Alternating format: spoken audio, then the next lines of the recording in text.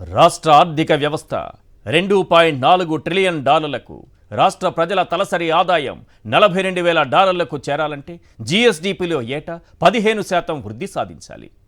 ఏంటి అర్థం కాలేదా? ప్రస్తుతం ప్రజల తలసరి ఆదాయం 2.68 లక్షలు ఉంది. ఏటా 15% చొప్పున వృద్ధి సాధిస్తే 2047 నాటికి అది 58.14 లక్షలకు చేరుతుంది. ఏంటి ఇది కూడా అర్థం కాలేదా? 7.5% చొప్పున వృద్ధి సాధిస్తే 2047 నాటికి జీఎస్డీపీ 78 లక్షల కోట్లకు, తలసరి ఆదాయం 13,18,795కి చేరుతుంది. అదే 15% వృద్ధి సాధిస్తే జీఎస్డీపీ 347 లక్షల కోట్లకు, తలసరి ఆదాయం 58,14,916కి చేరుతుంది. తలసరి ఆదాయం 13 లక్షల దగ్గరే ఆగిపోతారా, లేకపోతే 58 లక్షలు కావాలా? ఏంటి ఇంత చెప్పిన తర్వాత కూడా మీకు అర్థం కాలేదా? 2025-26లో జీఎస్డీపీ 15% వృద్ధి చెందితే రాష్ట్ర సంపద 18.47 లక్షల కోట్లకు చేరుతుంది. ప్రభుత్వ రుణ పరిమితి 64,646 కోట్లకు పెరుగుతుంది. రాష్ట్ర సొంత ఆదాయం రుణాల ద్వారా తెచ్చుకున్న మొత్తం కలిపి 1,84,703 కోట్లు ఆదాయం సమకూరుతుంది. ప్రభుత్వం ఖర్చు చేసేందుకు అదనంగా 20,645 కోట్లు అందుబాటులోకి వస్తాయి. ఇది కూడా అర్థం కాలేదా? ఇలాంటి గాలి లెక్కలతో, పవర్ పాయింట్ ప్రజెంటేషన్లతో ఈ 5 ఏళ్లు లాగించేయాలని చంద్రబాబు ప్లాన్ వేశారు. కావాలంటే ఇప్పుడు నేను చెప్పిన పాయింట్లన్నీ ఈనాడు దినపత్రికలోనో లేకపోతే ఆంధ్రజ్యోతి దినపత్రికలోనూ చదివి మూర్ఖులుగా మారిపోండి. అందరినీ కోటీశ్వరుల్ని చేస్తామంటున్నారు చంద్రబాబు నాయుడు గారు. జీఎస్డీపీ పెరిగితే కోటీశ్వరులు అయినట్టే అంటారు. ఫైనల్గా అందరూ కోటీశ్వరులు అయ్యారు కాబట్టి సంక్షేమ పథకాలు ఎత్తేస్తామంటారు. సింపుల్గా చెప్పాలంటే ఇంతే. ఒక్కటి మాత్రం నిజం, రానున్న 4 ఏళ్లలో 4.5 లక్షల కోట్ల అప్పులు చేస్తానని చంద్రబాబు స్వయంగా చెప్పేశారు.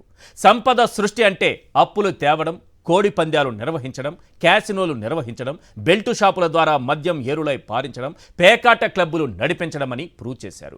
విజన్ 2047 పేరుతో ప్రజల్ని మభ్యపెట్టాలని చూస్తున్నారు. ప్రజలకు అర్థం కాని భాషలో లెక్కలు చెప్పే చంద్రబాబుకు బాగా అర్థమయ్యేలా క్లియర్గా 10 ప్రశ్నలు ప్రజలు అడుగుతున్నారు. అవేంటో ఒక్కసారి స్క్రీన్ పైన చూద్దాం. క్వశ్చన్ నెంబర్ 1, జీఎస్డీపీ పెంపే సంపద సృష్టి అని పవర్ పాయింట్ ప్రజెంటేషన్లు ఇవ్వడమే విజన్ 2047. అవునా కాదా సీఎం సార్? క్వశ్చన్ నెంబర్ 2, 4 ఏళ్లలో 4.5 లక్షల కోట్ల అప్పులు చేయడమే విజన్ 2047. అవునా కాదా సీఎం సార్? క్వశ్చన్ నెంబర్ 3, ప్రతి మంగళవారం ఆర్బీఐ దగ్గర జోలే పట్టడాన్ని సంపద సృష్టిగా ప్రచారం చేసుకోవడమే విజన్ 2047. అవునా కాదా సీఎం సార్? క్వశ్చన్ నెంబర్ 4, 347 లక్షల కోట్ల ఆర్థిక వ్యవస్థని చెప్పుకుంటూ జీఎస్టీ వసూళ్లలో వెనకబడిపోవడమే విజన్ 2047. అవునా కాదా సీఎం సార్? క్వశ్చన్ నెంబర్ 5, తలసరి ఆదాయం 58 లక్షలకు పెంచడమే లక్ష్యమని చెప్పి పన్నులు బాదడమే విజన్ 2047. అవునా కాదా సీఎం సార్? క్వశ్చన్ నెంబర్ 6, అందరూ కోటీశ్వరులు అయిపోయారని చెప్పి సంక్షేమ పథకాలు ఎత్తేయడమే విజన్ 2047. అవునా కాదా సీఎం సార్? క్వశ్చన్ నెంబర్ 7, సంపద సృష్టి పేరుతో కోడి పందాలు, క్యాసినో, పేకాట, బెల్ట్ షాపులు వీటిని ప్రోత్సహించడమే విజన్ 2047. అవునా కాదా సీఎం సార్? క్వశ్చన్ నెంబర్ 8, విద్య, వైద్యం, వ్యవసాయ రంగాలను దెబ్బతీసి అద్భుత ప్రగతిని చాటుకోవడమే విజన్ 2047. అవునా కాదా CM sir? Question number 9, P3 పేరుతో ప్రభుత్వ రంగ సంస్థలను ప్రైవేటుకు తాకట్టు పెట్టి వేల కోట్లు వెనకేసుకోవడమే విజన్ 2047. అవునా కాదా CM sir? Question number 10, English medium ఎత్తేసి ఆర్టిఫిషియల్ ఇంటెలిజెన్స్ నేర్చుకోవాలని చెప్పడమే విజన్ 2047. అవునా కాదా సీఎం సార్? ప్రజలు చాలా క్లియర్గా అడుగుతున్నటువంటి ఈ 10 ప్రశ్నలకు అర్థం కాని భాషలో పవర్ పాయింట్ ప్రజెంటేషన్ ఇచ్చినటువంటి చంద్రబాబు నాయుడు గారు సమాధానం చెప్పాలి. వీటన్నింటికంటే ముందు కొద్దిసేపటి క్రితమే వచ్చిన బ్రేకింగ్ న్యూస్, చాలా అద్భుతమైనటువంటి బ్రేకింగ్ న్యూస్. చాలా కాలంగా ఇప్పటి వరకు జరుగుతున్నటువంటి విశాఖ స్టీల్ ప్లాంట్ ప్రైవేటీకరణను అడ్డుకుంటూ కార్మికులు చేస్తున్నటువంటి ఆందోళన మనం చూస్తున్నాం. అయితే ఈరోజు కేంద్రం 11,440 కోట్ల రూపాయల ఒక రివైవల్ ప్యాకేజీని ప్రకటించింది. అంటే పునరుజ్జీవ ప్యాకేజీ. ప్యాకేజ్ అనగానే మనకి ఎవరు గుర్తుకొస్తారు? ప్రత్యేక హోదాని తాకట్టు పెట్టి ప్యాకేజీ పొందింది ఎవరు? ఈరోజు స్టీల్ ప్లాంట్ ప్రైవేటీకరణ ముసుగులో మళ్ళీ ప్యాకేజీకి బాటలు వేసింది కూడా వాళ్లే. ఆ రోజు వెంకయ్య నాయుడు గారు, అరుణ్ జైట్లీ గారు, ఈరోజు రామ్మోహన్ నాయుడు గారు, కుమారస్వామి గారు. అశ్విని వైష్ణవ్ గారు చెప్పారు. చంద్రబాబు నాయుడు గారు వెంటనే ప్రెస్ మీట్ పెట్టేశారు. విశాఖ ఉక్కు ఆంధ్రుల హక్కు, ఇది చాలా కష్టపడి సాధించాము, ఈరోజు 11,000 కోట్ల ప్యాకేజీ వచ్చింది. సార్ చంద్రబాబు నాయుడు గారు, అయ్యా కుమారస్వామి గారు, అయ్యా రామ్మోహన్ నాయుడు గారు, అయ్యా అశ్విని వైష్ణవ్ గారు, మీరు 11,440 కోట్ల రూపాయల ప్యాకేజీ అన్నారు కదా, విశాఖ స్టీల్ ప్లాంట్ ప్రైవేటీకరణ జరగదు అన్న మాట మీ నోట ఎందుకు రాలేదు? ఇందులో ఏ ఒక్కరి నోటి నుంచైనా సరే విశాఖ స్టీల్ ప్లాంట్ ప్రైవేటీకరణ జరగదనే మాట ఎందుకు చెప్పలేకపోయారు మీరు? పైగా ఈరోజు దీని వెనుకున్నటువంటి కుట్ర, దీని వెనుక అతిపెద్ద కుట్ర దాగుందని కార్మికులు అంటున్నారు. అతిపెద్ద కుట్ర ఉందని కార్మికులు అంటున్నారు. ఎందుకంటే ఈ 11,445 కోట్లతో అప్పులు తీర్చడం, ఆల్రెడీ దానికి ఉన్నటువంటి అప్పులను తీర్చడం, ఉద్యోగాలు జీతాలు చాలా కాలంగా ఇవ్వలేదు, వాళ్ళ జీతాలు ఇవ్వడం, చాలామంది ఇప్పటి వరకు రిజైన్ చేసి వెళ్ళిపోయిన వాళ్ళు ఉన్నారు, వీఆర్ఎస్ తీసుకున్న వాళ్ళు ఉన్నారు, సెటిల్మెంట్ చేయాలి, వాళ్ళకి ఇవ్వడం, పిఎఫ్లు చెల్లించడం, వీటన్నింటినీ క్లియర్ చేసి ఒక క్లియరెన్స్ సర్టిఫికేట్ తెచ్చుకొని అమ్మేయడమే దీని వెనుకున్నటువంటి కుట్ర అని ఈరోజు కార్మికులు అంటున్నారు. ఈ 11,440 కోట్లతో ఒదిగేదేమీ లేదు. ప్యాకేజీ స్టార్లు ఉన్నంతకాలం, ప్యాకేజీ నాయకులు ఉన్నంతకాలం ఈ ప్యాకేజీల కిందే నడుస్తుంది, కానీ ప్రత్యేక హోదా రాదు, విశాఖ స్టీల్ ప్లాంట్ ప్రైవేటీకరణ ఆగదనేది తేలిపోతోంది. కార్మికులకు వేతనాలు ఇవ్వకుండా ఇబ్బంది పెడుతున్నారు. కనీసం ప్రధాని పర్యటనలో కూడా సీఎం కానీ డిప్యూటీ సీఎం కానీ ప్రైవేటీకరణ జరగదనే మాట చెప్పలేదు. వారంటున్న మాటలే కార్మికులు అంటున్నది. పిచ్చి కుక్కాని ముద్ర వేసి ప్రైవేటు కమ్మేయాలని ఒక కుట్ర చేశారు. అందులో భాగంగానే ఈరోజు 11,440 కోట్లతో ఒక ప్యాకేజీని ప్రకటించి ఆ ప్యాకేజీ ద్వారా అప్పులు తీర్చినట్టుగా నటించి తరువాత దీనిని అమ్మేయాలన్నది, ప్రైవేటు పరం చేయాలన్నది ఒక కుట్ర దాగుందనేది ఈరోజు కార్మికులు చెబుతున్నటువంటి మాట. దీనిపైన మనం క్లియర్గా మాట్లాడుకుందాం. ఎందుకంటే 1 ప్రైవేటీకరణ ఆగాలి, 2 క్యాప్టివ్ మైన్స్ ప్రకటించాలి. మిట్టల కోసం చంద్రబాబు నాయుడు గారు ఢిల్లీకి వెళ్ళి ప్రధాని గారి దగ్గర విజ్ఞాపన పత్రాలు అందించి మా మిట్టల గారికి క్యాప్టివ్ మైన్స్ ఇవ్వండి అని అడిగారు. మరి ఇన్ని రోజులుగా దీక్షలు చేస్తున్నటువంటి కార్మికుల వైపున నిలబడి మరి అదే విశాఖ స్టీల్ ప్లాంట్కు క్యాప్టివ్ మైన్స్ ఇమ్మని ఎందుకు అడగలేదు? ముడి ఇనుము కావాలని కానీ, ఖనిజం కావాలని కానీ, బొగ్గు కావాలని కానీ ఎందుకు అడగలేదు? అత్యంత ప్రధానమైంది, దీన్ని సెయిల్లో విలీనం చేయమని అడుగుతున్నారు, ఆ విషయాన్ని ఎందుకు అడగలేదు? ఇందులో ఏ ఒక్క హామీ నెరవేర్చకుండా 11,440 కోట్లతో వారిని మరోసారి మోసం చేయడానికి అతిపెద్ద కుట్ర జరిగిందని కార్మికులు తేల్చుతున్నారు. కార్మికులు పసిగట్టేశారు. మొత్తం ఒక ముఠాగా ఏర్పడి తమ జీవితాలను నాశనం చేయడానికి ఒక కుట్ర జరుగుతోందని ఈరోజు కార్మికులు ఆగ్రహంతో రగిలిపోతున్నారు. చర్చలో పాల్గొంటున్నారు వెంకటరెడ్డి గారు కారుమూరు, వైఎస్ఆర్సీపీ జాయింట్ సెక్రటరీ, రామ్నాథ్ గారు సీనియర్ అనలిస్ట్, బీవీ రావు గారు వైఎస్ఆర్సీపీ నాయకులు.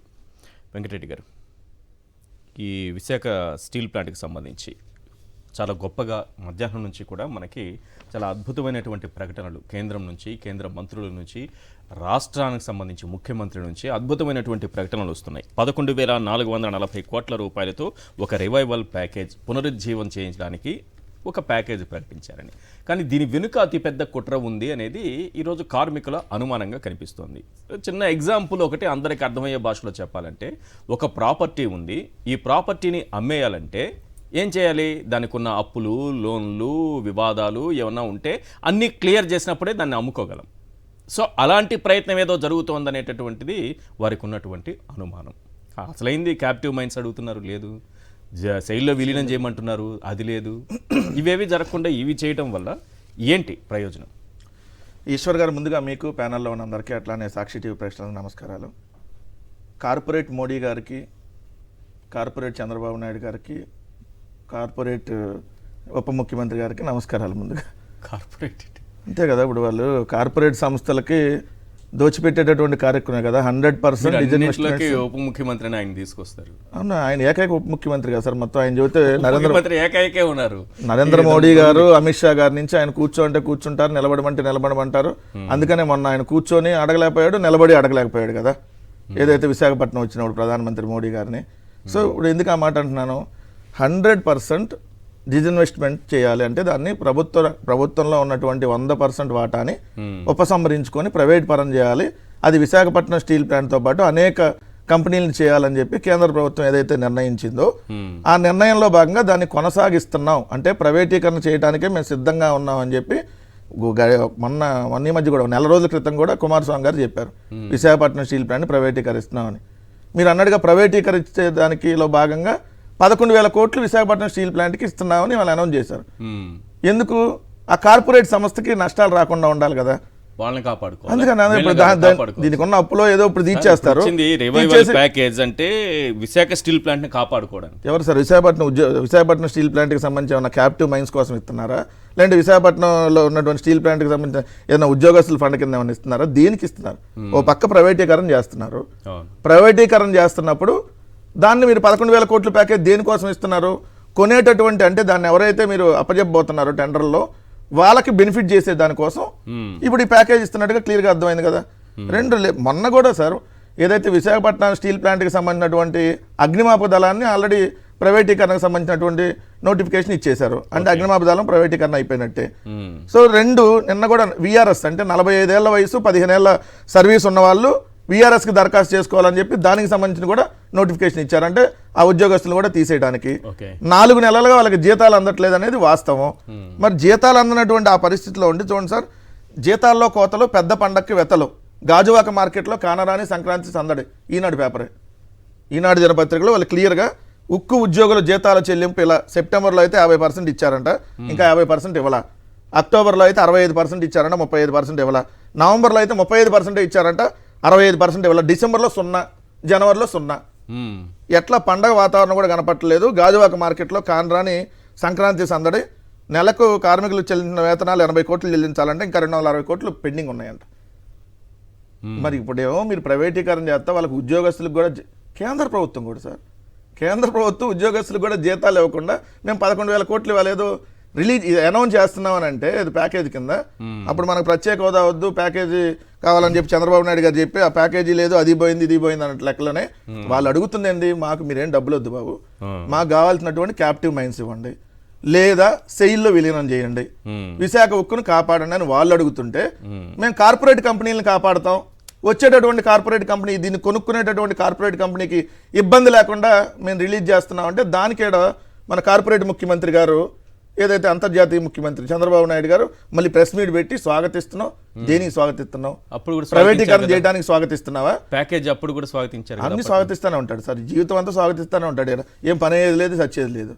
అరే విశాఖ ఉక్కును ప్రైవేటీకరణ చేయకుండా ఉంటున్నారా చెప్పండి, చెప్పండి. ప్రైవేటీకరణ ఇది కావట్లేదని ముఖ్యమంత్రిని దమ్ముంటే స్టేట్మెంట్ ఇవ్వనండి, లేదంటే ఉప ముఖ్యమంత్రి ఇవ్వండి. ఆ రోజు వెళ్ళి ఒకరోజు దొంగ నాటకం వల్ల వెళ్ళి ధర్నానో దీక్ష చేసి వచ్చి 45 గంటల టైం ఇస్తున్నాం మీకు, ఇది రాష్ట్ర ప్రభుత్వమే పెట్టుకోవాలి, కేంద్ర ప్రభుత్వం మీద రాష్ట్ర ప్రభుత్వం వెళ్ళి పోరాడాలన్నావు కదా, నువ్వు రాష్ట్ర ప్రభుత్వంలో ఉపముగా ఉన్నావు కదా, మరి ఇప్పుడు దీన్ని ప్రైవేటీకరణ చేస్తున్నారు. విశాఖ కార్మికులు కూడా, ఉక్కు కార్మికులు కూడా అదే అంటున్నారు, ఇది కాదు ఇట్లా మీరు దీన్ని ఇచ్చి ఏదో దీన్ని టాపిక్ డైవర్ట్ చేయడానికి చేస్తున్నారు. సో దీనివల్ల విశాఖ స్టీల్ ప్లాంట్కి ఎటువంటి ఉపయోగం ఉండదు, సో మీరు సెయిల్లో విలీనం చేయండి, ప్రైవేట్ వ్యక్తుల చేతికి ఇవ్వద్దు అంటున్నారు. మరి దాన్ని చేసేటటువంటిది మీకు ఉందా? సో క్లియర్గా అడుగుతున్నా, ఇదేంటంటే సార్ ఇదంతా కుట్రలో భాగమే సార్. ఓ పక్కేమో కాదు కదా సార్, ఓ పక్కేమో అసలు స్టార్ట్ కాదు కదా సార్, ఇదే విశాఖ దగ్గర అనకాపల్లి కేంద్రంగా అనుకుంటా మిట్టల్ స్టీల్ ప్లాంట్కి వస్తుంది. ఆ మిట్టల్ స్టీల్ ప్లాంట్కి సంబంధించి క్యాప్టివ్ మైన్స్ ఇచ్చేస్తుంది ప్రభుత్వం. 2 వాళ్ళకి 5,000 రూపాయలు నెల, ఇంకా ఇప్పుడు కూడా కార్మికులు రాలే సార్, కార్మికులు రాలే ఏం రాలే, 5,000 రూపాయలు వాళ్ళకి జీతాలు ఇవ్వడానికి సంబంధించిన ఫైల్ రెడీ అయింది. ఏది నెల ఇప్పుడే, ఏది ఇంకా స్టార్ట్ కాకముందే. ఓకే, సో ఈ పనులు స్టార్ట్ అయ్యే ముందే అంటే 5,000 రూపాయలు నెలలు ఇవ్వడానికి సంబంధించిన కార్మికులకు వేతనాలకు సంబంధించిన ఫైల్ రెడీ అయింది. కానీ విశాఖ ఉక్కుకు సంబంధించి మాత్రం ప్రైవేటీకరణకు ఫైల్ రెడీగా ఉంది. ప్రైవేటీకరణకు ఆల్రెడీ 1 దాంట్లో ఉన్నటువంటి ఏదైతే పార్ట్స్ ఉన్నాయో అన్ని ప్రైవేటీకరణ అవుతా ఉన్నాయి. సో పూర్తిగా ప్రైవేటీకరణ ఐ థింక్ 1 year లోపే అయిపోయింది. రైట్. రామ్నాథ్ గారు, కేంద్ర ప్రభుత్వం అనేది వ్యాపారాలు చేయదు. గతంలో ఒక 2-3 ఏళ్ల క్రితం మనం వెనక్కి వెళితే ఈ ప్రైవేటీకరణ అంశం వచ్చిన టైంలో చాలామంది బీజేపీ నాయకులు, కేంద్ర మంత్రులు, కేంద్రం కూడా చాలా క్లియర్గా చెప్పింది, ఇది వ్యాపారాలు చేయడానికి కాదు, కేంద్ర ప్రభుత్వం అనేది ఒక పరిపాలన అందించడానికి, వ్యాపారాలు చేయదు. ఇందులో భాగంగా స్ట్రాటజిక్ డిస్ఇన్వెస్ట్మెంట్ పాలసీ ఒకటి తీసుకొచ్చి లాభ నష్టాలతో సంబంధం లేదు, అన్నింటినీ వదిలించుకుంటాం, అది లాభంలో ఉన్నా వదిలించుకుంటాం, లేకపోతే నష్టంలో ఉన్నా వదిలించుకుంటాం అని కేంద్రంకి సంబంధించినటువంటి పెద్దలే మాట్లాడారు. విశాఖ స్టీల్ ప్లాంట్ ప్రైవేటీకరణకు సంబంధించి సంవత్సరాల తరబడి ఇప్పుడు అక్కడ దీక్షలు, ధర్నాలు, నిరసనలు, ఆందోళనలు జరుగుతూనే ఉన్నాయి. ఇప్పుడు 11,440 కోట్ల రూపాయలతో ఒక రివైవల్ ప్యాకేజీ ప్రకటించడం అనేది నిజంగా స్టీల్ ప్లాంట్ పునరుజ్జీవం కోసం చేసిన పనా, లేకపోతే కార్మికులు అనుమానిస్తున్నట్టుగా ప్రైవేటీకరణ దిశగా వేస్తున్న అడుగులో భాగమేనా ఇది? ఈశ్వర్ గారు, మీకు వెంకటరెడ్డి గారికి, రావు గారికి అందరికీ నమస్కారం. నమస్తే. ఈరోజు చూస్తే విశాఖ స్టీల్ ప్లాంట్ 2015 వరకు లాభాల్లోనే. 2015 అంటే అప్పటికి ఎన్డీఏ ప్రభుత్వం వచ్చేసి అప్పటి నుండి వరుసగా కొన్నేళ్ల పాటు నష్టాల్లోనికి వెళ్ళిపోయింది. తర్వాత మళ్ళీ 2020 డిసెంబర్ నుంచి మళ్ళీ పికప్ అయ్యి లాభాల్లోనికి ఎంటర్ అయ్యి కరెక్ట్గా అప్పటి నుండే విఆర్ఎస్ లో ఎంప్లాయీస్ని పంపించడం, ఎవరైతే కీలకమైన అధికారులు ఉంటారో వాళ్ళందరినీ బయటకు పంపించేయడము, ఇలా రకరకాలుగా ప్రకటనలు ఇవ్వడము, అంత ఒక ఇబ్బందికరమైన పరిస్థితిని కేంద్ర ప్రభుత్వమే దగ్గరుంటూ సృష్టిస్తూ వచ్చింది. అంటే ఒక విధమైన వాళ్ళకు ఒక ప్లాన్ ఉంది, దీన్ని మొత్తానికి ప్రైవేటైజేషన్ చేయాలి అన్నది. ఈరోజు కుమారస్వామి గారు కూడా ప్రెస్ మీట్ లో చెప్తున్నారు, కోవిడ్ సమయంలోనే మేము 100% ప్రైవేటీకరించాలనుకున్నాం. ఆ రోజు జగన్మోహన్ రెడ్డి గారి ప్రభుత్వం అసెంబ్లీలో ఒక తీర్మానం చేసింది, చేయడానికి వీల్లేదు, దాంతో అప్పుడు ఆగామని చెప్పారు. ప్రెస్ మీట్ లోనే ఒక విషయం అడిగారు, మీరు ఈ ప్యాకేజీని కార్మికులు నమ్మడం లేదు, మీరు సెయిల్ లో విలీనం చేయొచ్చు కదా అన్నప్పుడు కుమారస్వామి గారు అది ఫ్యూచర్ ఇష్యూ అన్నారు. ఇష్యూ అన్నారు, అంటే ఇప్పటికి సంబంధించిన అంశం కాదు అది అన్నట్టుగా మాట్లాడారు. ప్యాకేజ్ మాత్రమే ఇప్పుడు మొత్తం ప్లాంట్ మొత్తం రికవరీ బాగా నడవడానికి ఉపయోగపడుతుందని కూడా చెప్పారు. ఇక్కడ ప్రధానంగా ఉండే కార్మికుల్లో ఉండే ఆందోళన ఏంటి అంటే, ఈ 11,440 కోట్ల రూపాయల ఈ ప్యాకేజ్ అన్నది శాశ్వతంగా విశాఖ స్టీల్ ప్లాంట్ పైన ఒక చెడ్డ పేరు తీసుకురావడానికి ప్లాన్ చేస్తున్నారు. ఈ డబ్బులన్నీ కార్పొరేట్ శక్తులకు ఎవరైతే బాకీలు ఉన్నారో వాళ్ళందరికీ చెల్లించేయడము, బకాయిలు చెల్లించేయడం ద్వారా ఆడి కంప్లీట్ చేసి ఈ నష్టాలేమో కొనసాగుతాయి. అసలు నష్టాలు రావడానికి వేరే కారణాలు ఉంటే వాటిని పరిష్కరించకుండా వీళ్ళు ఇలా ప్యాకేజ్ అంటున్నారు. ఈ ప్యాకేజ్ కార్పొరేట్ వాళ్ళకి వీళ్ళకి అప్పులకి అంత వెళ్ళిపోతుంది. ఇక అప్పుడు ఒకటే ప్రకటన చూసారా, మేము మాక్సిమం ట్రై చేసాము, వెంటిలేటర్ మీద ఉండదాన్ని చేసాము, 11,440 కోట్లు ఇచ్చాము, అయినా కూడా కాలేదు, ఇంకా మనల్ని ఏం చేయమంటావు, కాబట్టి మనం ప్రైవేట్కి ఇచ్చేద్దాం అని చెప్పి ఒక రోజు ప్రకటన చేయడానికి, అందరినీ సిద్ధం చేయడానికి ఈ ప్రయత్నం జరుగుతుంది అన్న ఆందోళన అయితే ఉంది. పరిస్థితులు కూడా అలాగే ఉన్నాయి.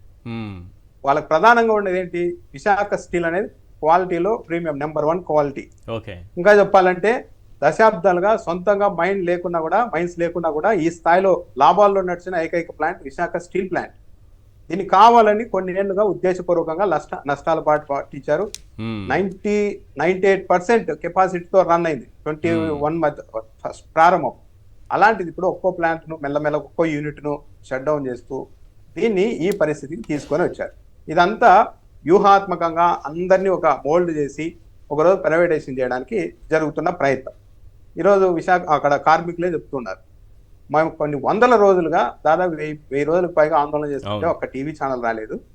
ఈరోజు ఈ ప్యాకేజ్ ప్రకటించగానే మొత్తం మీడియా వాళ్ళంతా వచ్చేసారు. ఈరోజు ఒక అద్భుతమైన ప్యాకేజ్ ప్రకటించేశారు కదా, వాళ్ళే మీడియా వాళ్ళే మైకులు పెట్టి అద్భుతమైన ప్యాకేజ్ ఊపిరి అని ఈరోజు పొద్దున్న నుంచే చూస్తున్నాను, నిన్నటి నుంచే మొదలు పెట్టారు. అది ఊపిరా ఉరా మధ్యలో పీ తీసేయాలా అంటే కార్మికులకు ఇవన్నీ అర్థం కాదు అనుకున్నారు. ఉదయం వెళ్ళి మైకులు పెట్టి ఒక అద్భుతమైన ప్యాకేజ్ అని అన్నారు. కానీ ఎప్పుడైతే ఆ తర్వాత కాస్త ఎందుకు జరిగింది ఇదంతా అన్నది వాళ్ళు ఆలోచన చేసుకున్న తర్వాత ఇది ఒక పెద్ద ట్రాప్, ఇది ఒక కుట్ర, కాన్స్పిరసీ థియరీని రచించేశారు అని ఎప్పుడైతే ఈ ప్యాకేజ్ మేము ఒప్పుకోము అనేసరికి మళ్ళా మీడియా వాళ్ళు మెల్లగా తగ్గిపోయారు. ఈవినింగ్ అయ్యేసరికి అక్కడి నుండి ఒక్కొక్కరుగా వెళ్ళిపోయారు. అర్థమైంది మళ్ళీ కార్మికులకు సినిమా అని. అసలు విశాఖ ఉక్కుకి ఊపిరి, అసలు కార్మికుల ఆనందం, ఉత్తేజం రాసుకుంటున్నారే. ఎన్నైనా కానీ ఇప్పుడు ఒక పర్మనెంట్ సొల్యూషన్ చూపెట్టాలి, ఇది పర్మనెంట్ సొల్యూషన్ చెప్తున్నప్పుడు లేదు మీకు టెంపరీగా ఇలా చేస్తామంటే ఎట్లా అవుతుంది? వాళ్ళు అడుగుతున్నది ఏంటి, సొంతంగా మైన్స్ కేటాయించండి, లేకుంటే సెయిల్లో స్టీల్ అథారిటీ ఆఫ్ ఇండియాలో మెర్జ్ చేసేయండి అంటున్నారు. ఈ రెండింటికి వాళ్ళు మాట్లాడడం. నిజంగా ఆ ప్లాంట్ నిలబెట్టాలి అనుకుంటే దానికి గనులు కేటాయించాలి ఫస్ట్. కానీ ఇంకా విచిత్రం ఏంటంటే మన రాష్ట్ర ముఖ్యమంత్రి గారు ప్రధానిని కలిసి విశాఖ స్టీల్ ప్లాంట్ మైన్స్ ఎప్పటి నుండో అడుగుతుంటే అది మాట్లాడకుండా ఇట్టల వాళ్ళు అడిగారు, మామూలుగా తీసుకెళ్ళకూడదు, మనం గొట్టాల్లో తీసుకెళ్లి ఇవ్వాలి మరి అంటే ప్రధాని గారు కూడా ఆ లాంగ్వేజ్ అర్థం చేసుకుని తలుపేశారు. అద్భుతం, ఇలాంటి ప్రధాని మనకు దొరకడమే అద్భుతం అంటూ మనం మాట్లాడేసి అదే మళ్ళీ విశాఖలో కూడా ఎంత ప్రొవోకేటింగ్ గా ఉన్నారు అంటే భయం లేదు, ఎవరు ప్రజలంటే భయం లేదు, భక్తి లేదు. నిన్న మళ్ళీ తర్వాత మాట్లాడతాం. ఎకానమీ గురించి చంద్రబాబు నాయుడు గారు మాట్లాడిన కొన్ని వ్యాఖ్యలు Yes. చేస్తే చాలా దిగ్భ్రాంతి కలిగిస్తుంది. సో విశాఖ స్టీల్ ప్లాంట్ అయితే ఒక పద్ధతి ప్రకారం కార్మికులే చెప్పినట్టు Yes. ఇదో పిచ్చి కుక్క, మనం దీనికి వైద్యం చేయలేము, మనం డబ్బులు వేస్ట్ చేయడమే, ఎంత పట్టుబడి పెట్టినా ఎన్ని ప్యాకేజీలు ఇచ్చినా ఇది రికవరీ కాదు, కాబట్టి ప్రైవేట్ వాళ్ళకి అప్పచెప్తే అద్భుతంగా నడుపుతారు రైట్. అన్న ఇది వెళ్తున్నారు. పైగా వేల కోట్ల విలువైన భూములు ఉన్నాయి, కనీసం ఆ భూములు మాకు ఇవ్వండి, మేము బ్యాంకుల్లో గ్యారెంటీ పెట్టుకొని డబ్బులు తెచ్చుకొని లోన్లు తెచ్చుకొని మేము మళ్ళీ తీసుకెళ్తాం ముందుకు అన్నా కూడా దానికి కూడా అనుమతించడం లేదు. అంటే ఓకే. ప్రభుత్వ ఉద్దేశాలు స్పష్టంగా ఉన్నాయి, దీన్ని ఎట్టి పరిస్థితుల్లోనూ వదిలించుకోవాలి, ప్రైవేట్ వాళ్ళకు అప్పచెప్పేయాలి ఓకే అనేది స్పష్టంగా అర్థమవుతుంది. రైట్.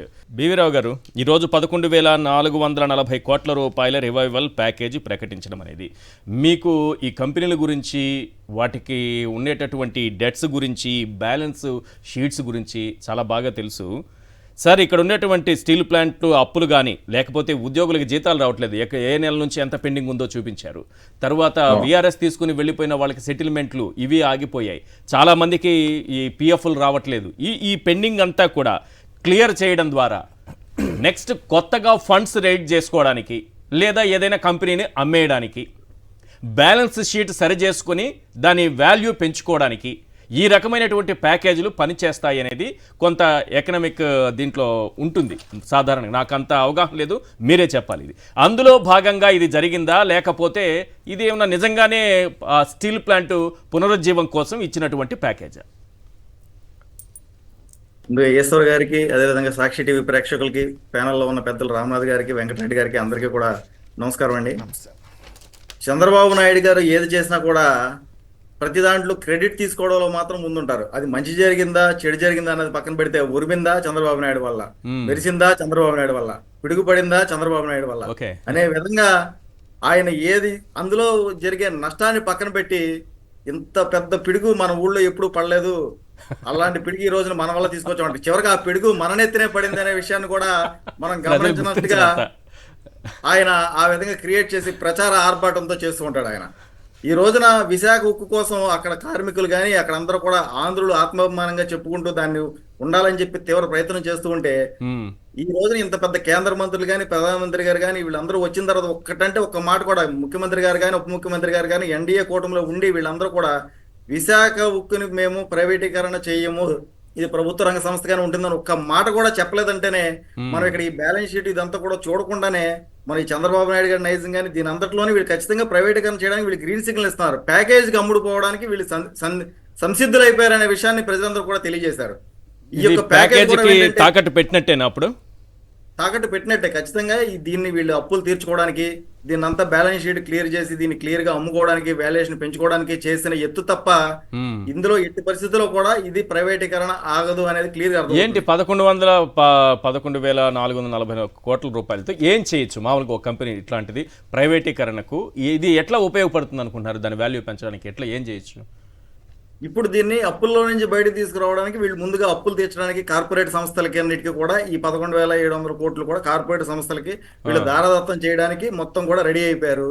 చంద్రబాబు నాయుడు గారు ఇందులో కూడా ఈ కార్పొరేట్ సంస్థలన్నింటిలో కూడా వీళ్ళందరూ కూడా ఎవరెవరికి ఎంత ప్యాకేజ్ వచ్చింది, దానిలో వైజాగ్ స్టీల్ ప్లాంట్ కి ఇప్పుడు ఎన్ని అప్పులు ఉన్నాయి, దానిలో ఎవరు అప్పులు ముందు తీరిస్తే ఎవరు అప్పులు ఎంత తీరిస్తే అందులో ఎంత కమిషన్ అని చెప్పి వీళ్ళు మాట్లాడుకునే ఎత్తుగడ తప్ప, చంద్రబాబు నాయుడు గారు నిన్న పెట్టిన మీటింగ్ లో కూడా సంపద సృష్టి అంటే చంద్రబాబు నాయుడు గారు ఆయన సొంత సంపద సృష్టే.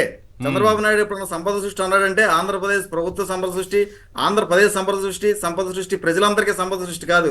కేవలం చంద్రబాబు నాయుడు 2 ఎకరాల నుంచి ఎంత సంపద సృష్టి ఆయన యొక్క విజనరీతో వచ్చారో, అదే విధంగా ఈ 5 సంవత్సరాల్లో వాళ్ళు 2 లక్షల కోట్ల అవినీతి సొమ్ము సంపద సృష్టిగా టార్గెట్ పెట్టుకుని ఈ రోజున ఎన్డీఏ కూటమి ప్రభుత్వం చేస్తా ఉంది.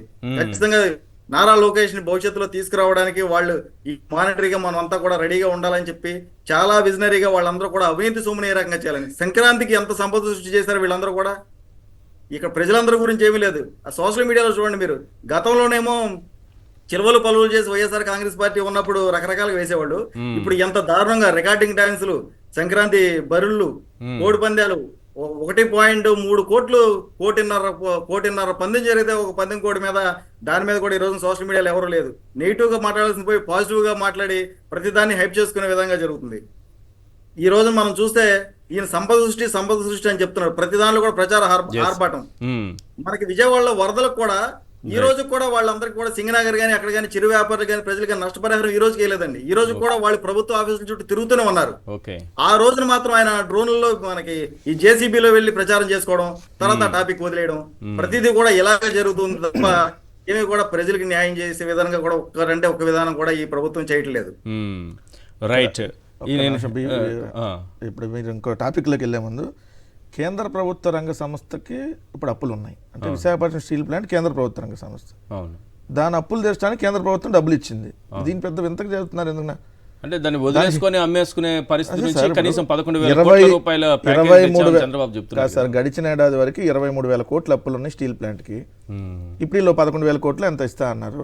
మరి మిగిలింది కూడా ఇచ్చి ఆ స్టీల్ ప్లాంట్ ని కంటిన్యూ చేస్తే అప్పుడు నిజంగా హర్షిస్తారు ఎవరన్నా. రెండోది, పక్కన ఉన్న కర్ణాటకలో విశ్వేశ్వరయ్య స్టీల్ ప్లాంట్కి 15,000 కోట్లు మొన్న కేటాయించారు ఆల్రెడీ. 2 కేటాయిస్తున్నాం అంటున్నారు. ఇది అంతే రాలా. మీరు దీంట్లో చాలా లాజిక్ ఉంది. ఎందుకంటే పోలవరానికి 12,000 కోట్ల రూపాయలు మొదటి విడత కంప్లీట్ చేయడం కోసం జగన్మోహన్ రెడ్డి గారి ప్రభుత్వం ఉన్నప్పుడే ఆమోదం తెలిపారు. తెలిపి కూడా దాదాపు 2 సంవత్సరాలు కావస్తుంది సార్. వీళ్ళు 7 నెలలు ఇప్పుడు గవర్నమెంట్ లో ఉన్నారు. అంతకుముందు జగన్మోహన్ రెడ్డి గారు ఉన్నప్పుడు ఇట్లాంటి లెటరే మొదటి అదే రిలీజ్ చేశారు. ఇది పోలవరానికి మొదటి దశ కంప్లీట్ అవడానికి ఏదైతే ఆంధ్రప్రదేశ్ ప్రభుత్వానికి ఏదైతే ఈ డబ్బులు రిలీజ్ చేస్తున్నామని చెప్పి, ఏది 12,000 కోట్లు మొదటి దశ కంప్లీట్ అవడానికి. ఇప్పుడు 2,000 కోట్లు కూడా రాలేదు దాంట్లో మొదటి దశ కంప్లీట్. సో ఇప్పుడు కూడా 11,000 కోట్లు ఇదేదో ఇంకేదో పెద్ద ఇష్యూ జరగబోతా ఉన్నట్టుంది. దాన్ని ఆంధ్రప్రదేశ్లో టాపిక్ డైవర్షన్ కోసం సడన్ గా తెచ్చారు అని అనిపిస్తుంది. ఎందుకంటే సార్ ఇప్పుడు రామనాథన్ మాట్లాడతారు. ఇప్పుడు 23,000 కోట్లు అప్పు ఉంది సార్. 2 స్టీల్ ప్లాంట్ ఆస్తుల విలువ దాదాపు 3 లక్షల కోట్లు. అప్పుడు జగన్మోహన్ రెడ్డి గారు చెప్పారు భూములు అమ్మితే మనం దీని అప్పులన్నీ తీర్చి దీన్ని మంచి లాభాల్లో తీసుకెళ్లొచ్చు అని ప్రపోజల్ కూడా పెట్టినారు అంతకుముందు. సో ఇప్పుడు ఏదైనా చేస్తే అట్లాంటి కార్యక్రమం చేసి స్టీల్ ప్లాంట్ ప్రైవేటీకరణ చేయకుండా ఆపాలి. కానీ ప్రైవేటీకరణ చేస్తా 100% ప్రైవేటీకరణ చేస్తానికి సిద్ధపడి దాంట్లో ఒక్కొక్క విభాగాన్ని ప్రైవేటీకరణ చేసేసుకుంటూ వెళ్తా. ఇప్పుడు దాంట్లో 23,000 కోట్లు అప్పుంటే 11,000 కోట్లు ఇప్పుడు ఇస్తున్నామంటే మీరు దీనివల్ల స్టీల్ ప్లాంట్ ఉన్నటువంటి కార్మికులకు కానీ లేదంటే అక్కడ ఉన్నటువంటి ఉద్యోగస్తులకు కానీ ఏ విధమైనటువంటి ఉపయోగం ఉంటుందని అడుగుతాను. దానికి మళ్ళీ సంబరాలు చేసుకోవటం, ఇప్పుడు సన్మానాలకు వెళ్తాడు రేపు పొద్దున మళ్ళీ ఏమన్నా ఇదేమంటే అంతకుముందు చేశాడు కదా సార్, దీక్షలు ఏదో చేసేవాడు కదా చంద్రబాబు నాయుడు గారు. ఇప్పుడు మళ్ళీ ఏమన్నా స్టార్ట్ చేస్తాడు విశాఖపట్నం ధర్మ పోరాటం అనేది వ్యతిరేకంగా వాళ్ళకి నవనిర్మాణ దీక్షలు ఇప్పుడు డెవలప్మెంట్ స్టీల్ ప్లాంట్ నిర్మాణ దీక్షలకు పూనుకుంటాడు. మళ్ళీ దీనికి ఒక ప్రత్యేక ప్యాకేజీలు కేటాయించి పాయింట్ అండి. ఇప్పుడు కేంద్ర మంత్రి కుమారస్వామి గారు చాలా క్లియర్ గా చెప్పారు. గతంలో మేము విశాఖ ఉక్కుని ఎప్పటి నుంచో వైజాగ్ స్టీల్ ప్లాంట్ ప్రైవేటీకరణ చేయడానికి చూస్తే వైఎస్ఆర్ కాంగ్రెస్ పార్టీ హయాంలో జగన్మోహన్ రెడ్డి గారు తీర్మానం చేశారు అసెంబ్లీలో. దాని వల్ల మేము ఇది చేయలేకపోయాం, అప్పుడు ఆగిందని. ఈ రోజున ఎన్డీఏ కూటమికి ఆంధ్రప్రదేశ్ ఆగిందంటే అది వైఎస్ఆర్సీపీ కృషి అంతేనా? కృషి అని క్లియర్ గా కూడా కేంద్ర మంత్రి గారు మాటల్లోనే చెప్పారు ఈ రోజున. కానీ ఈ రోజు ఎన్డీఏ కూటమికి ఆ దమ్ముందా మళ్ళీ తీర్మానం ప్రవేశపెట్టి వైజాగ్ స్టీల్ ప్లాంట్ ని ప్రైవేటీకరణకి మేము వ్యతిరేకమని చెప్పి వీళ్ళు తీర్మానం ప్రవేశపెట్టగలరా? ఎస్ కరెక్టే. అది చేసే దమ్ము అయితే ఉండదేమో. రైట్. ఇక చంద్రబాబు నాయుడు గారు ఒక పవర్ పాయింట్ ప్రజెంటేషన్ ఇచ్చారు. రాష్ట్ర ఆర్థిక వ్యవస్థ $2.4 ట్రిలియన్ రాష్ట్ర ప్రజల తలసరి ఆదాయం $42,000 చేరాలంటే జిఎస్డిపిలో ఏటా 15% మనం వృద్ధి సాధించాలి. చాలా చెప్పుకుంటూ పోయారు. 7.5% చొప్పున వృద్ధి సాధిస్తే విజన్ ఇన్ 2047 ఉంది కదా. జిఎస్డిపి 78 లక్షల కోట్లకు, తలసరి ఆదాయం 13,18,795కి చేరుతుంది. ఇలా చెప్పుకుంటూ పోయారు. కానీ ఇది సామాన్య ప్రజలకు పాపం అర్థం కాదు. దీనిలో కొన్ని పాయింట్స్ మాత్రం వాళ్ళకందరికీ అర్థమయ్యే ఒక 10 పాయింట్లు మాత్రం చెప్తాను. చంద్రబాబు నాయుడు గారు అవి మాత్రం క్లియర్గా కొంచెం అర్థమయ్యేలాగా కనిపిస్తున్నాయి. ఆ పాయింట్స్ ఇవి వదిలేద్దాం. జిఎస్డిపి వదిలేద్దాం, తలసరి ఆదాయం, సంపద సృష్టి, వీటి కోసం ఇంకా ఏమేం చేస్తారు ఇవన్నీ పక్కన పెడితే ఒక 10 పాయింట్లు ఇది ప్రధానమైన చూడండి. రాష్ట్రంలోని కుటుంబ సభ్యులందరినీ అనుసంధానం చేస్తా 1, ప్రతి ఇంటిని జియో ట్యాగింగ్ చేస్తా 2, వాట్సాప్ గవర్నెన్స్ ప్రారంభిస్తా, నెంబర్ 4 సెల్ ఫోన్ ద్వారా ప్రజలకు 150 సేవలు అందిస్తా, నెంబర్ 5 P4లో జనాభాని ఆస్తిగా మారుస్తా. 4 పిల్లలుంటే 400 ఎకరాలంట. కాబట్టి P4లో ఏంటంటే మీరు ఎంతమంది పిల్లలు కనాలనేది మీరు డిసైడ్ చేసుకోండి. 3 కంటే మీకు 300 ఎకరాలు ఉన్నట్టే అట. చంద్రబాబు నాయుడు గారు చెప్పారు కాబట్టి కనేయండి. ఇక పిల్లలు లేకపోతే స్థానిక సంస్థల ఎన్నికల్లో అనర్హులుగా ప్రకటిస్తా. నెక్స్ట్, అధికారులతో పని లేదు, రాజకీయ పాలనే చేస్తా. బ్యూరోక్రసీ ఇక అవసరమే లేదు, నేను చేయాలనుకున్నది చేస్తా. ఆ జన్మభూమి కమిటీలను మళ్ళీ తీసుకొస్తా, వాళ్ళకి దోచిపెడతానన్నట్టే ఉంది. పోస్ట్ మార్టంకు కారణమైన వారికి కూడా పోస్ట్ మార్టం తప్పదని నిరూపిస్తా. అంటే ఇంకా క్లియర్గా కూడా చెప్పారు. ఎవరైనా ఈ రాయలసీమ తరహా ఫ్యాక్షన్ హత్యలు చేసిన వాళ్ళు ఆ హత్యలకు గురవుతారని ఒక ముఖ్యమంత్రి గారే చెప్పారు. క్లియర్గా ముఖ్యమంత్రి గారే చెప్పారు అది. దాన్ని ఎవడో ఆపలేడని కూడా చెప్పేశారు ఆయన. జన్మభూమి కమిటీలతో కార్యకర్తలకు ప్రజాధనం దోచిపెడతా, అందరినీ కోటీశ్వరులను చేసి సంక్షేమం ఎత్తేస్తా. ఈ 10 పాయింట్లు అయితే మాత్రం చాలా క్లియర్గా రైట్. ఇక మీరు చెప్పాలి సార్, ఏంటి ఈ సంపద సృష్టి? అందులో ఆయన క్లియర్గా చెప్తున్నారు 4.5 లక్షల కోట్ల అప్పు కూడా చేస్తానని చెప్తున్నారు. చంద్రబాబు నాయుడు గారు చెప్పింది ఏది చేయడు అనేది మళ్ళీ ఆయన ఇప్పుడు చెప్పిన దాన్ని బట్టి మరోసారి ప్రూవ్ అయింది. ఇప్పుడు జిఎస్డిపి వృద్ధి రేటు ఇప్పుడు 2014-19 చంద్రబాబు నాయుడు గారు ఉన్నప్పుడు దేశ జీడిపిలో రాష్ట్ర జిఎస్డిపి వాటా 4.47%. జగన్మోహన్ రెడ్డి గారు 5 సంవత్సరాల్లో 2 సంవత్సరాలు కోవిడ్ ఉన్నా కూడా 4.47%, 4.83% పెంచారు. మరి మీరు పవర్ పాయింట్ ప్రెజెంటేషన్ పెట్టారు. మేము పవర్ పాయింట్ ప్రెజెంటేషన్ మీరు ప్రచారం చేసుకోవడంలో మీరు వెనకబడిపోయారు. ఇప్పుడు ఉత్పాదక రంగంలో 2014-19లో దేశ వస్తు ఉత్పత్తిలో రాష్ట్ర వాటా 2.86%, చంద్రబాబు నాయుడు గారు ఉన్నప్పుడు. జగన్మోహన్ రెడ్డి గారు ఉన్నప్పుడు 4.07%. అట్లానే మీరు చూస్తే క్యాపిటల్ ఎక్స్పెండిచర్, ఇప్పుడు సంపద సృష్టించాలంటే మనం ఇక్కడ ఇన్వెస్ట్మెంట్ పెట్టాలి.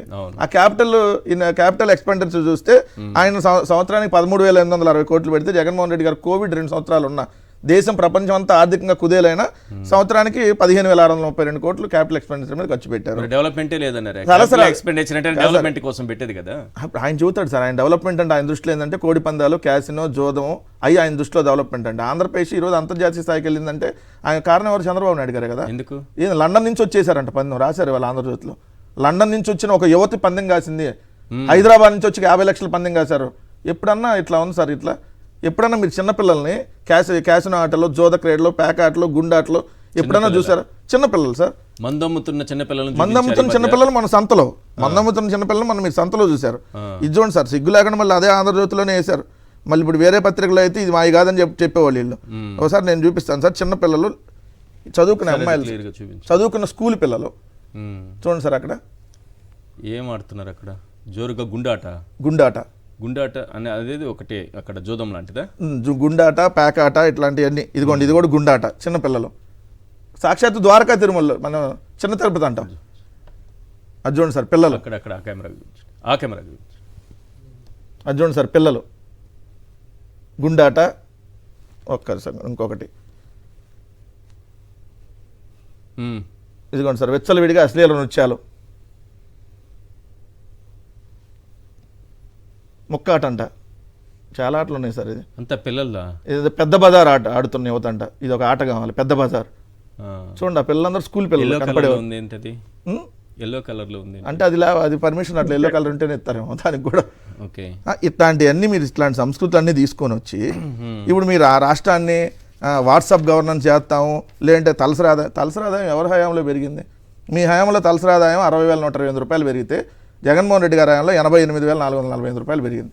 మీ హయాంలో మీరు దిగిపోయేటప్పటికి 1,54,031 రూపాయలు తలసరి ఆదాయం ఉంటే, ఏదైతే అప్పుడు మనం ఉంది 17వ స్థానం ఉన్నాం దేశంలో, జగన్మోహన్ రెడ్డి గారు 9వ స్థానాన్ని తీసుకెళ్లారు. 2,42,499 రూపాయలు తలసరి ఆదాయం.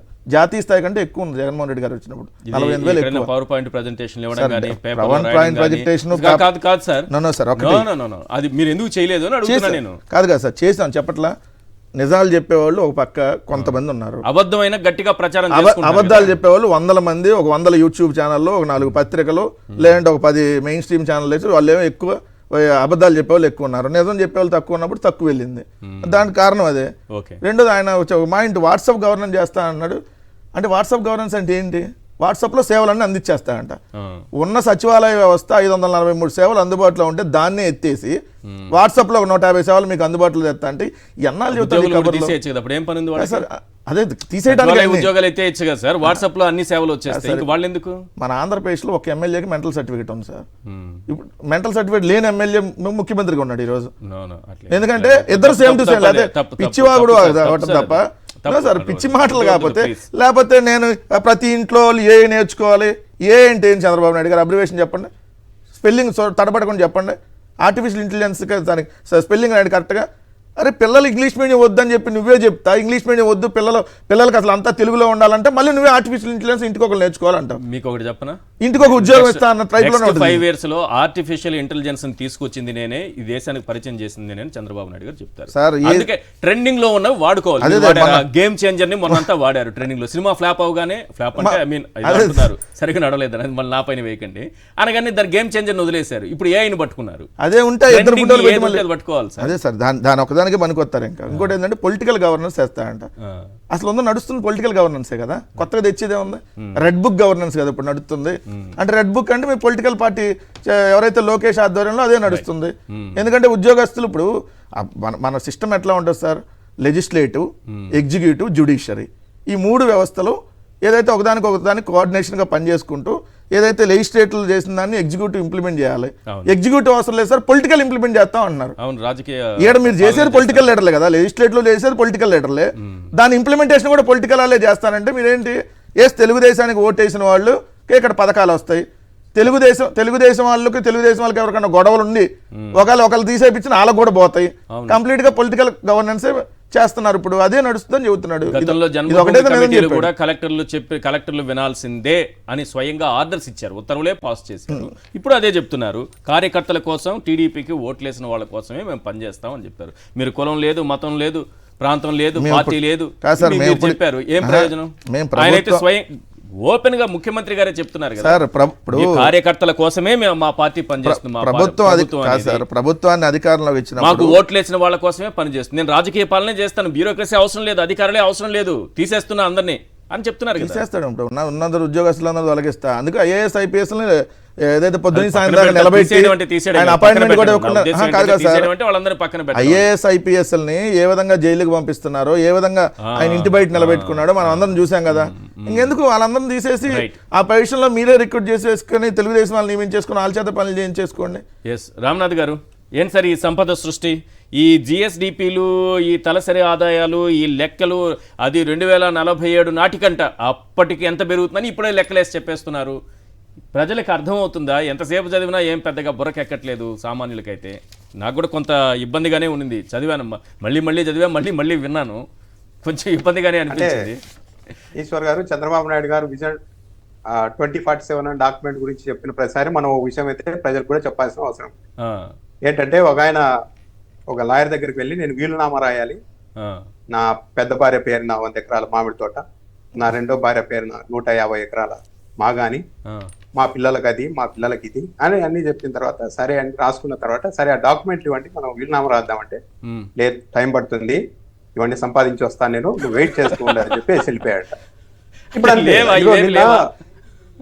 అదే 47 అంటున్నారు తప్పించి 29కి ఏంటి మీకు అనేది చెప్పడం లేదు. క్లియర్ గా చంద్రబాబు నాయుడు గారు మాటల్లోనే చెప్తున్న ఒక విషయం చూస్తే, ప్రభుత్వంలోనికి వచ్చాకే కొన్ని విషయాలు మీ అందరికీ చెప్పా, అభివృద్ధి చేసి, సంపద సృష్టించి, ఆదాయం పెంచి, ఆ పెంచిన ఆదాయంతో మళ్ళీ అభివృద్ధి చేసి సంక్షేమ పథకాలకు నాంది పలుకుతాం అని నేను చెప్పా. అంటే సంక్షేమ పథకాలు అన్న పదము 4th phase లో వచ్చింది చంద్రబాబు నాయుడు గారి నోటెట. ఫస్ట్ సంపద అభివృద్ధి చేసి సంపద సృష్టించడం, ఫస్ట్ ఆదాయం పెంచడం, పెంచిన ఆదాయంతో మళ్ళీ అభివృద్ధికి వెళ్ళిపోవడం, అప్పుడు వెల్ఫేర్ స్కీమ్స్ కు నాంది పలకడం, ఇవ్వడం కాదు నాంది పలుకుతాం అంటే నా మొదలు పెడతాం. ఇందులో భాగంగానే 7 నెలల కాలంలోనే నేను తెచ్చింది విజన్ 2047 అని చాలా క్లియర్ గా చెప్పారు. ఇంకో విషయం ఏంటంటే, ఇప్పుడు ప్రస్తుతం ఉన్న గ్రోత్ రేట్ కి సంబంధించి జిఎస్డిపి, తలసరి ఆదాయం గురించి సదరన్ స్టేట్లతో మన రాష్ట్రాన్ని పోలుస్తూ ఒక పట్టిక వేసి చూపించారు. ఇప్పుడు ఇలా ఉన్నాం, మనం ఈ పొజిషన్ లో ఉన్నాం, తమిళనాడు, తెలంగాణ, కర్ణాటక, కేరళ ఈ పొజిషన్ లో ఉన్నాయని చెప్పారు, బాగానే.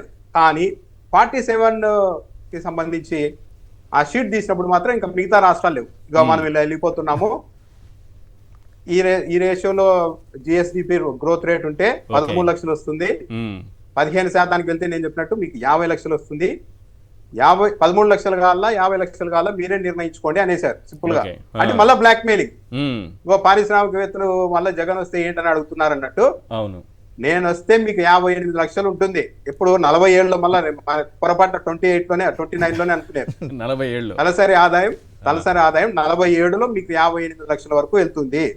కాబట్టి మీరు నన్ను నమ్మితే అట్లా లేకుంటే 13 లక్షల దగ్గరే ఉండిపోతారని చెప్పారు. మ్మ్. ఇక్కడ గమనించాల్సింది ఏంటంటే ఒక విలేకరు అడిగేశారు, పాపం ఎందుకు లాస్ట్ లో అడిగారు, మ్మ్. ఇన్ని చెప్తూ ఉన్నారు సార్, ఇప్పుడు మన స్టేట్ ఏకంగా ఇలా గ్రోత్ ఉంటుంది 15%తో వెళ్తే తలసరి ఆదాయం 58 లక్షలు అంటున్నారు సార్. పక్క రాష్ట్రాల వాళ్ళు కూడా ఏదో ఒక ప్రయత్నం చేస్తారు కదా సార్, వాళ్ళకు కూడా ఎదగాలని ఉంటుంది కదా సార్ అంటే, అప్పుడు ఇతను ఎవరో అసలు విషయం కనిపెట్టేశారని చెప్పి తనదైన శైలిలో ఒక నవ్వేసి అప్పుడు మనం వాళ్ళకంటే తెలివిగా పనిచేయాల్సి ఉంటుంది అనమాట. అందుకే చెప్పేది మీడియా వాళ్ళు మీరు న్యూస్ రాయొద్దండి, వార్తలు రాసుకోండి, న్యూస్ చెప్పండి అని ఆయన మీదకి కౌంటర్ ఇంకా అసలైన పాయింట్ బయటకు తెచ్చారే. అంటే మనం మాత్రమే ఇప్పుడు ప్రపంచ వ్యాప్తంగా జరుగుతానే దాన్ని బట్టి మనం పోల్చుకోవాలి. అవును, ఆ రోజు డాలర్ వాల్యూ ఎంత ఉంటుందో మనకి ఏపీలో 58 లక్షలు డాలర్ వాల్యూ 120 రూపాయలు ఎంతో చెప్పేశారు కదా అప్పటికి. ఏంటండి డాలర్ వాల్యూ కూడా పెంచి చెప్పారు కదా, 120 రూపాయలు ఎంతో ఉంటుందని కూడా అన్నట్టున్నారు. అది దానికి అక్కడ కూడా తడబడ్డారు. మరి డాలర్ విలువ ఇప్పుడు ఇండియా డాలర్ విలువ రెండు, మన రూపాయి డాలర్ విలువ ఈక్వల్ ఉంటే మీరు అన్ని చెప్పినట్టు నడుస్తాయి సార్. మరి డాలర్ విలువ కూడా పెరిగిపోతుంది కదా అంటే, నో ఒక స్థాయికి వచ్చిన తర్వాత మనం అభివృద్ధి చెందితే డాలర్ కూడా అక్కడ ఇది అవ్వచ్చు, మనం ఈక్వల్ గా ఆంధ్రప్రదేశ్ అంటే దాటేశారు ఇంకా. అది అంత సింపుల్ గా ఫస్ట్ ఏమో ఈ రోజు ఏమో మొత్తం ప్రపంచంతో పోల్చేశారు మనం ఇక్కడ ఉన్నామని. 47 కి మాత్రం మిగిలిన ప్రపంచం ఎలా ఉంటుందో చెప్పకుండా మనం మాత్రం అక్కడ ఉంటామని చెప్తున్నారు. మనతో పాటు వాళ్ళు కూడా అక్కడికి వచ్చేసింటే పక్క రాష్ట్రాలంతా అంతా సేమే కదండి. అవును, ఇప్పుడు 20 ఏళ్ల క్రితం ఎకరం ₹1,00,000 భూమి ఉండొచ్చు, అవును, ఈ పొద్దు అది ₹1,00,000 10 లక్షలు అయిండొచ్చు. ఇప్పుడు అది అందరికీ వర్తిస్తుంది కదా, అన్ని ప్రాంతాల్లో పెరుగుతుంది కదా గ్రోత్ రేట్. లేదు ఈ ప్రపంచంలో ఒక ఏపీ మాత్రమే గ్రోత్ ఉంటుంది, అది కూడా నేనుంటేనే అలా ఉంటుంది అని చెప్తున్నారు. చాలా ఆశ్చర్యకరం. దాంతో పాటు ఇక కేంద్ర ప్రభుత్వానికి కూడా రాని ప్రశంస నా 2047 కి ఎక్కువ మంది 16 లక్షల మందో ఎంతమందో ఆమోదం తెలిపారని కూడా అన్నారు. యూట్యూబ్ లోనా దేంట్లో ఆమోదం తెలిపారు, ఎప్పుడు ఆమోదం తెలిపారు, ఎక్కడ ఆమోదం తెలిపారు? కేంద్ర ప్రభుత్వం విజన్ కూడా రాలేదు ఇంత రెస్పాన్స్, నా విజన్ కే వచ్చింది అని అన్నారు. అవును సార్, పచ్చ ఛానల్లో వ్యూస్ వచ్చి ఉంటాయి 16 లక్షలు ఛానల్స్. మీరు కూడా ఒకరు ఉంటారు దాంట్లో, మీరు కూడా చూసే ఉంటారు ఏం చెప్పారు చంద్రబాబు నాయుడు గారు అని. మీరు కూడా ఆమోదం తెలిపినట్టే అయితే ఈ లెక్కన. దాంతో పాటు చూస్తే గణాంకాలు చూస్తే మరి పోల్చారు ఎంత దారుణంగా అంటే, నా హయాంలో జిఎస్డిపి 13.49% ఉంది వృద్ధి రేటు, జగన్మోహన్ రెడ్డి హయాంలో 10.32 అని చెప్పారు. కానీ ఆయన మర్చిపోతుంది ఏంటంటే కోవిడ్ పక్కన పెట్టేశారు. కోవిడ్ అనేది కూడా ఆ రేషియోలో చూసి ఉంటే జగన్మోహన్ రెడ్డి హయాంలోనే ఎక్కువ ఉండేది గ్రోత్ రేట్, కానీ దాన్ని చెప్పడం లేదు. పైగా ఈ 6 నెలల్లో అద్భుతాలు జరిగిందని చెప్పారు. మరి ఇంకా విచిత్రం ఏంటంటే, ఈ 6 నెలల్లో నేను గార్డెన్ పెట్టేశాను, పెరుగుతోంది జిఎస్డిపి మొత్తం పెరుగుతోంది అని చెప్పారు. కానీ ఈ 6 నెలల్లో మనకి తగ్గిన జిఎస్డిపి 1.15% అంటే తగ్గింది. పెరగాలి కదా ఈ లెక్కనైతే, ఎక్కడికో వెళ్ళిపోవాలంటే పెరగలేదు. ఇక మొత్తం పన్నుల ఆదాయంలో పన్నుల రాబడి తగ్గిపోయింది. ఎంత? 10% తగ్గింది. 6 నెలలు 10% తగ్గింది. మూలధన వ్యయం 18.44% తగ్గిపోయింది. పెట్టుబడి పెడితేనే కదా ఫ్యూచర్ లో మనకి మళ్ళీ రిటర్న్స్ ఉండేది, అది తగ్గిపోయింది. అసలు 15% వృద్ధి రేట్ కంటిన్యూగా ఏదో ఒక ఏడాది 2 ఏళ్ళు జరగచ్చాము, కానీ 15% వృద్ధి రేట్ అనేది ప్రపంచంలో ఏ దేశం కూడా అది రీచ్ అవడం అనేది అసాధ్యం. కేవలం ప్రజల్ని ఎక్కడికో తీసుకెళ్లాలన్న ఉద్దేశంతోనే ఆయన పెట్టినట్టున్నారు. తలసరి ఆదాయం చూసుకున్నా కూడా 2018-19లో మన దేశంలో చూస్తే మన రాష్ట్రం 18వ స్థానంలో ఉంటే 18వ స్థానంలో ఉంటే జగన్మోహన్ రెడ్డి హయాంలో 15వ స్థానానికి వెళ్ళిపోయింది 15కి. ఇలా ప్రతి చోట కూడా ఇక్కడ వ్యవసాయానికి సంబంధించి ఈ 6 నెలల్లోని 15.86% వృద్ధి రేట్ వచ్చేసింది అన్నారు. మరి రైతు భరోసా అవసరం లేదని ఇంకా వెంటనే చెప్పేస్తారేమో చూడాలి.